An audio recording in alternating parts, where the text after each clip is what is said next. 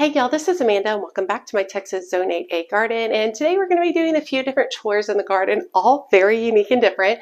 The first thing we're going to be doing is storing my Ranunculus Corms, then we're going to be trimming back the willow tree, and then we're going to be planting some fall tomatoes.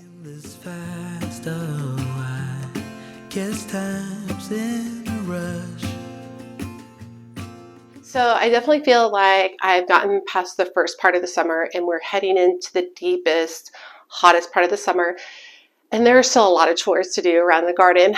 And I do say chores because I don't enjoy all of them, such as I've been putting off this storing the ranunculus because I just wasn't really excited about it, but I need to get it done. And there's a few of y'all who've been asking for that video, so I'm going to get that knocked out. Then the willow tree has needed to be trimmed back for a while now. It definitely hinders my mowers. I do have a mowing team who comes in and takes care of the grass because even though I love to garden, I'm not really into lawn care. And so they come and take care of it, and they are always struggling with getting through the willow branches. I've left them long for a long time because they're just so beautiful, but it's definitely time to get them trimmed up and make it easier for them to get in there and do some trimming and mowing. And then finally, it is time to get started on my fall tomatoes. In my area, Texas Zone 8A, we typically want to plant our fall tomatoes by middle of July. I did not start mine by seed this year because I was not happy with the varieties that I started from seed earlier in the spring, and so I wasn't wanting to start them again. I'm just going to go with a simple like aroma type tomato for my fall tomatoes. Okay, so if you missed the video of us pulling up where I pulled up all of my Ranunculus Corms and replaced them with this attacked me, and replaced them with sunflower seeds, I'll link that down below in the video description. But today we're going to be storing the Ranunculus Corms. So one of my big goals is for next year I don't want to buy any Ranunculus Corms. They are very expensive, and I was very happy to finally get some production out of my Ranunculus this year. I started my Ranunculus in January, February. I started pre-sprouting them and then planted them in the ground. This year I am going to try the method where I'm going to pre-sprout them probably starting August, September, somewhere around then, get them into the ground, grow them on through the fall, and then overwinter them outside. So to overwinter them, you're going to need to protect them from any potential freezes or frosts. Ranunculus corms do not do well with freezes. It causes the ranunculus corms to rot. So I will be doing a video on starting all those along the way, and maybe I can link all of my ranunculus videos up for the whole year. But I went ahead and lifted them. I'll put up a little video of me lifting them, and then I just basically tossed them into this basket over here. And I just allowed them to dry, and I had them in the shade just in a basket outside, so these are very dry. They do have some soil on them, which I'm not super worried about because the soil is not moist at all. But let me show you what we're going to do. So I keep it pretty simple on the corms. I'm going to shake off as much of the soil as I can. Now, if your corms are moist in any way, they will rot, and you would want to remove all the soil. These have dried. I mean, these are bone dry. So now basically I've got the ranunculus. I trimmed off of the excess stems at the top, and I quite simply just are going to put them in a basket. Let me go ahead and line this basket with a cloth napkin. Okay, so I'm actually just going to put this plastic bag in first because I don't want the soil leaking out. Now, I'm not going to be covering this plastic bag up solid. I'm just going to be topping it with a cloth towel so that it can have some nice airflow. So basically, just like I was saying, we're going to come in, and now the soil is so dry that this all just kind of comes off. It's no big deal. I'm not separating my corms either. I'm leaving them in clumps because I'm looking for more large, more intense blooms. So once again, I'm just going to trim off. And literally all I'm doing is just loosening up the soil and pulling it off. Now, you can definitely go through the process of hosing this off and getting all of the dirt off if you would like. I've not found that that is incredibly important. If the dirt is all dry. That's what's super important. Everything needs to be nice and dry, no moisture, because if you store them in the plastic with the moisture, they will rot in place there. So these have been outside, no joke, like 3 weeks. And we've had the 100-degree temps. These are nice and dry, so we are good to go. But that is the simple process of storing them. So let me go ahead and knock this out, and then I'll show you what the basket looks like at the end.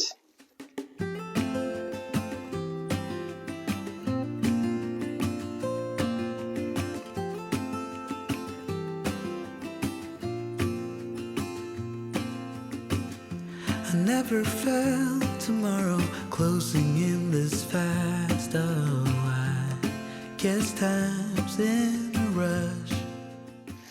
Okay, so here you can see the container of ranunculus. This is what a dried ranunculus corm looks like. I did not separate them, so you can actually see 2 points from here, 2 stem points, and that means there's actually multiple corms all stuck into each other like that. But basically, I put them in here. I did put a plastic liner, basically so that I can keep the soil from falling through. Now, you might wonder why I'm covering it with a cloth napkin instead of more plastic. Well, I want to make sure if there is by any chance any moisture in here that it has the opportunity to get out of this package. And by having the cloth napkin on it, that makes the whole process a lot easier. Now you can certainly store these in solid, closed up plastic. That's just not my jam because basically, I'm not sure. I'm winging this. I don't want all of these to rot. I'm really not wanting to buy any more for next year. And so this allows it to be breathable and to keep from any rotting happening. Now, I did save all of my tags so that I can remember which varieties I had last year. This year I did not divide up my varieties. I put them all in. I'm just going to plant them however, all mixed up together. But I did keep the tags so that when they do bloom, I'll be able to recognize which variety that is. Now at this point, that's very simple for me. I can store it up on my shelf. I prefer to store it in a dark place. So let me show you where I'm going to do that. So this is an antique pie safe that belongs to my family. And so basically I'm just going to store it in here. I store like decor and that kind of stuff in here, but I do want to make sure I'm storing this in a dark place. And so let me make a few adjustments, see if I can get this basket in here. And that's it. That's all. I'm going to just store it in there, and then I'll pull it out when it's time to start basically resuscitating, but pre-sprouting them for the fall. Okay, now that we have that done, let's go outside and work on the willow. Okay, so basically I'm going to give you guys a far away view so that you can kind of see what I'm doing. But basically I just come to the willow and I use basically just right in front of my face as a guide point for it. And then I just cut. I grab a handful and I cut with my pruners and I cut right at the level of my face. And that seems to work really well. And then if there's any like dead or drying branches that don't look good, like there's actually some right in here, I'm just going to cut those out because the tree doesn't need to be focusing on those. But that's basically it on the willow. Just a nice easy trim, nothing crazy. I'm not taking off any massive, I swallowed a bug. All right, so basically I'm just going to keep taking off what's right around in this area. Any dead branches, I'm going to take off more of those. But basically that's it. I'm not taking off any major branches at this point in time because it is the summer and I don't want to make things difficult on the willow. And so I'll just keep it simple for right now. And then maybe sometime in the fall, I will take off some of the larger branches.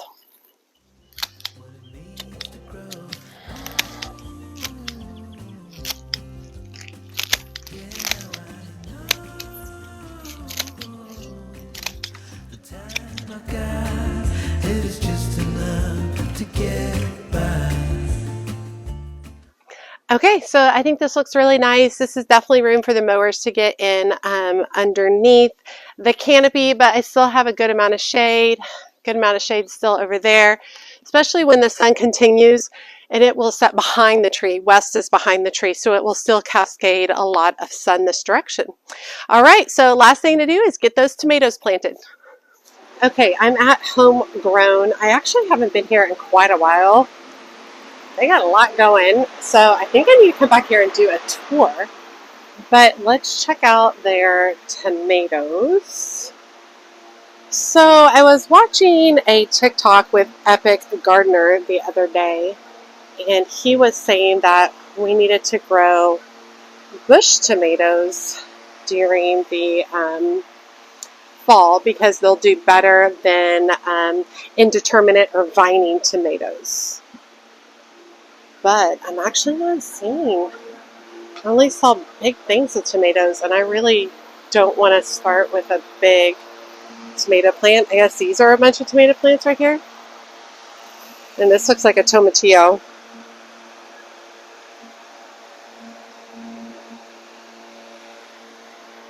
This looks like a bunch of vining. These are all tomatillos. Tomatillo, tomatillo. These are beans. It doesn't look like a tomato. Those are eggplants.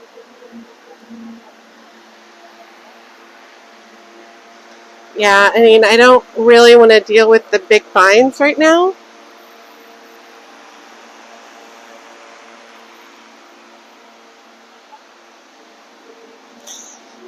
And of course, they have these large containers, but they're $30. I don't want to spend $30. But it definitely doesn't look like they have their fall starts out as of yet.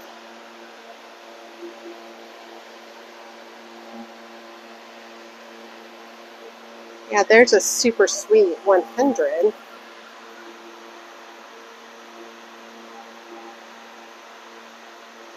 These are indeterminate.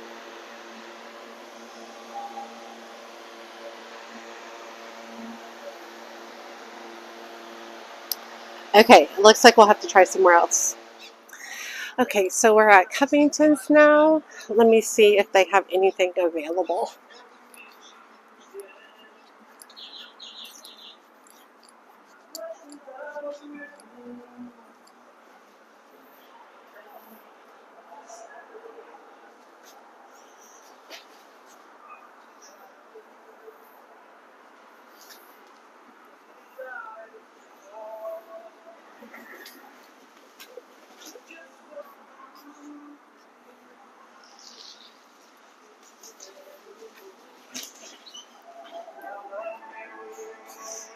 Okay, I don't see any veggies, so they might be done for the season for here, and they haven't stocked their fall veggies yet.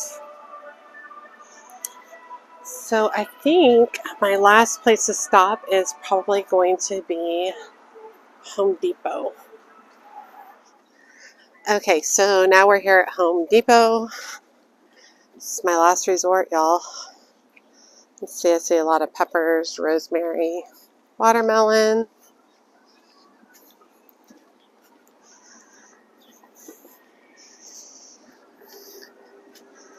Lots of peppers. I do see some tomatoes. Yes. Okay, so we want determinate tomatoes. So this is an indeterminate, so it keeps growing and growing and growing. This is an indeterminate. Might not have a lot of choice. Oh, here's aroma. That's what we want. We want a determinate that's going to stop. Holy crap, $5.48 each. Eek! Well, this will be the last year that I don't get tomato starts going. Oh, let me see what the early girl. This is a determinate. I'm looking in here to see if there's any that have two, so that I can cut my costs a little bit. Two nice healthy ones. Big Beef Somerset Patio, I believe, is determinate. Yeah. And then at the bottom, we've got more patio, Somerset. Okay, let me grab a few and then I'll show y'all what I got. Okay, it actually looks like they're having a sale on bonnie plants in the gallons, and they're 2 for $10, which is less than the smaller ones over here. They're $5.48. So it looks like we have Better Bush, which is a determinate. So I think I'll pick up one of those. And let's see, the Husky Cherry Red, that's indeterminate. Let's see if I've got any other varieties. I see Serranos down there. Okay, so just those two varieties of tomatoes to choose from. So let me get that started. Okay, so I lost my microphone, so I did not record my voice during this time. But basically what I'm going to do with these tomatoes is I've got 3 containers, and I'm going to be planting them in my favorite potting soil, which is called BM7. I'm also going to be adding plant tone fertilizer. It's a slow release fertilizer to them. And then I'm going to be surrounding the base with some extra purslane that I had, just to kind of fill it in, and so it can kind of act as a little bit towards moisture retention in the containers. Now back over here is where I had some old tomatoes that did not do very well, and this is where I'm going to be planting that cherry tomato right there so that it can kind of grow up over the trellis. I did want to point out that it's really important to make sure that you take off the lower leaves when planting your tomato, and make sure to plant your tomato as deep as possible. Now, since I was already outside, I decided to go ahead and do a pepper harvest. I am growing 2 peppers this year. This first one I'm cutting is the Escamillo pepper, and then I'm also cutting jalapeno peppers as well. This was super fun to harvest because they are very prolific right now during the summer.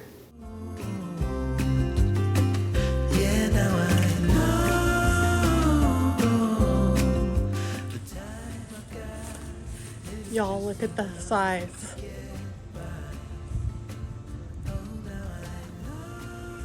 He ate a jalapeno. That's insane. He's going in the trash. He ate this jalapeno, y'all. He's gonna regret that. All right, you all, I hope you enjoyed today's video, seeing how I'm storing my Ranunculus Corms, planting up some new tomato plants, trimming back the willow, and then at the end harvesting some of these Escamillo peppers. This one is amazing. These are sweet peppers. And then these Jedi jalapeno peppers, and seeing that massive hornworm. That was insane. I can't believe he ate a jalapeno. That's crazy. Anyway, I'm going to have a lot of these videos coming up where it's a bunch of random things in one video, because I don't have enough of any one thing to do a big long video, but I actually like these videos when it's a bunch of different stuff. I think it's more interesting. All right, you all, as always, make sure you hit that subscribe button and that notification bell so you know my latest videos are up, and make sure you check me out on Facebook, Instagram, and TikTok. As always, she's a mad gardener or a decorator or anything else that she wants to be. Thanks, y'all.